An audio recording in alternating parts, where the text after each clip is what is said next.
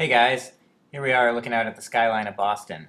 I'm going to take you on the Freedom Trail, which is a walking tour that goes through Boston and stops along some of the historical landmarks. So now normally you'd have to come all the way to Boston for this, but thanks to Google Earth, we're going to be able to do it virtually. So let's take a look at where we are. Let's get ourselves oriented. So here is the east coast of Massachusetts.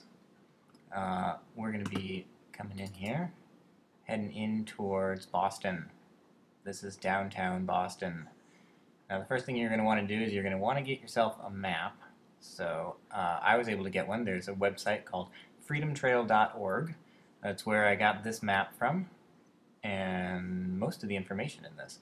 So there it is, overlaid over the actual city. And we're going to stop at a few of the spots along the trail. There's actually more, but we're going to stop at a few of them. Let's see, there we go. There's the ones we're going to hit. So let's get started. We'll just get rid of this map, go into 3D mode, and head to our first stop, which is Boston Common. Now, Boston Common, the oldest public park in the country, established in 1634, and it's been used for everything from livestock grazing to hanging criminals. So let's take a look at the common. We'll just do a little flyover here. Coming in, we'll fly right over here. Oop, I don't know what that's about. And before we continue to our next stop on the trail, let me just, since we're here, we might as well point out this is Massachusetts State House there. It's not really part of the tour, but since we're right next to it, point it out. So now we're going to head to this Old South Meeting House. Now it might look like a church. That's not a great representation, so there's a better photo of it for you. But it's not. It's actually just a meeting house. It was one of the largest buildings in Boston for a long time, and it was very important during the Revolutionary War. Because it was used for general assemblies where people could come to discuss the issues, including what to do with 30 tons of British tea that nobody wanted that was sitting in the harbor. This is where they decided to just throw it over. So next on our tour, we're going to head to the old State House. Now this is why I pointed out the current State House to you, because here is the old State House. Now, you probably wouldn't guess from looking at it here, but at one point it was the tallest building in the city. Now it's dwarfed amongst these high-rises. It actually looks a little out of place when you're there, and this isn't really the best representation of it, so I actually have a photo of it that we can take a look at. This is a photo I took when I was living in Boston, and we can just lay it right over, give you a sense of what it's about. Let's just zoom right in there. This was built when Massachusetts was still a colony and was the center of government for a long time. Now you'll see that there's the lion and the unicorn there on top of the building. Those were symbols of the royal crown, so not surprisingly during the Revolution the original ones of those got destroyed, but they restored them. It's currently a museum, and there's a subway stop in the basement. So, next on our tour is the North Church. We're heading to the north end here. Old part of town, narrow, windy roads. So there's the North Church. It's the oldest standing church in Boston. Still has an active congregation in it, actually. Here, let's just circle around here. It's a little rough, not so smooth, but give you the aerial view. Best known for where the lanterns were hung to signal Paul Revere for his famous ride. So let's go ahead and get a better view of that.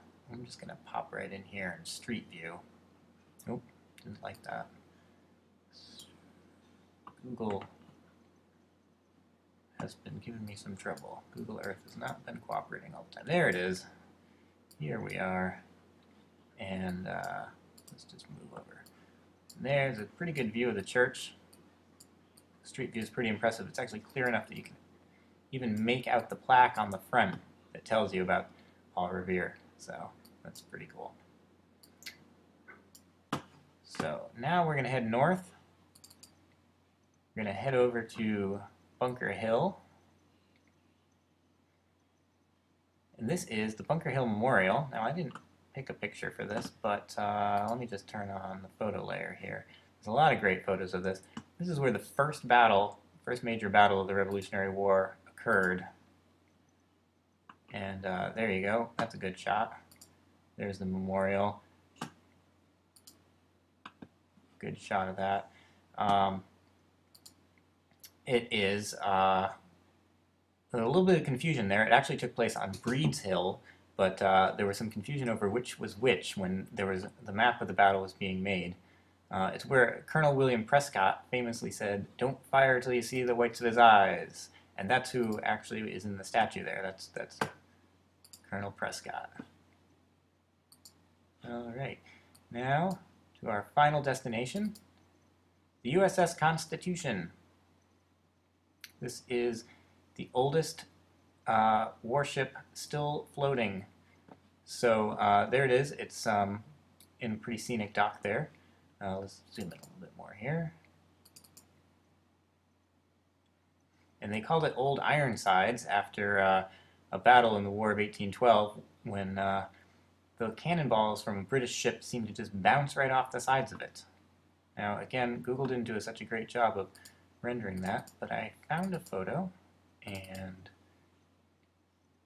we'll just pop back here. Once again, a little bit of an overlay, and there it is. There's the ship against the skyline. So, that's sort of our tour. And let me just take you up one last time here. We'll take one last look at the map, see where we hit. And of course, there's more spots along the way if you were to actually be there, or if you wanted to look them up yourself. Freedomtrail.org, great source of information for all that. All right, guys, see you later.